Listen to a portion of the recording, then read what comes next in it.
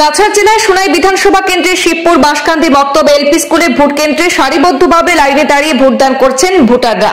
সংবাদ মাধ্যমের সাথে কথা বলতে গিয়ে শিবপুর বাঁশকান্দি জেলা পরিষদে বিজেপি প্রার্থী ইয়াসমিন বেগমের প্রতিনিধি জেলা পরিষদে ইয়াসমিন বেগমের জয় নিশ্চিত বলে দাবি করেন। তিনি বলেন, এবার জনগণ বিজেপির জেলা পরিষদের প্রার্থীকে ভোট দিয়ে জয়যুক্ত করবেন। তিনি এও জানিয়েছেন যে যদি তিনি নির্বাচনে জয়ী হন তাহলে আসামের মুখ্যমন্ত্রী এবং বরাকের মন্ত্রী কৌশিক রায়ের নেতৃত্বে জনগণের জন্য উন্নয়নমূলক কাজ করবেন। আমি আমার সহধর্মিনী ইয়াসমিন বেগমকে ভারতীয় জনতা পার্টি মনোনীত প্রার্থী। আমার এই সমষ্টির নাম হইল শিবপুর বাঁশকান্দি জেলা লক্ষ্মীপুর না সোনাই বিধানসভা, সোনাই বিধানসভার শিবপুর বাঁশকান্দি জেলা পরিষদ সমষ্টি। এই সমষ্টিতে আমার স্ত্রী ভারতীয় জনতা পার্টির মনোনীত প্রার্থী জেলা পরিষদ আসন। কতটুকু আশাবাদী, মানে জয়ের কতটুকু আশাবাদী আপনারা? 100% আশাবাদী। কারণ আমার যে মণিপুরি মুসলিম কমিউনিটি সঙ্গে আমার বেঙ্গলি মুসলিম কমিউনিটির সঙ্গে আমার সনাতনী ভাই আমার সঙ্গে আছে।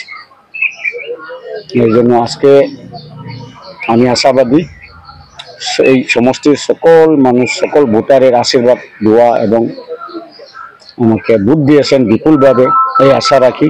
আচ্ছা, আপনার সহধর্মিনী জয়ী হওয়ার পর কি প্রকল্প ফার্স্ট আপনারা হাতে নেবেন জনগণের উন্নয়নের স্বার্থে?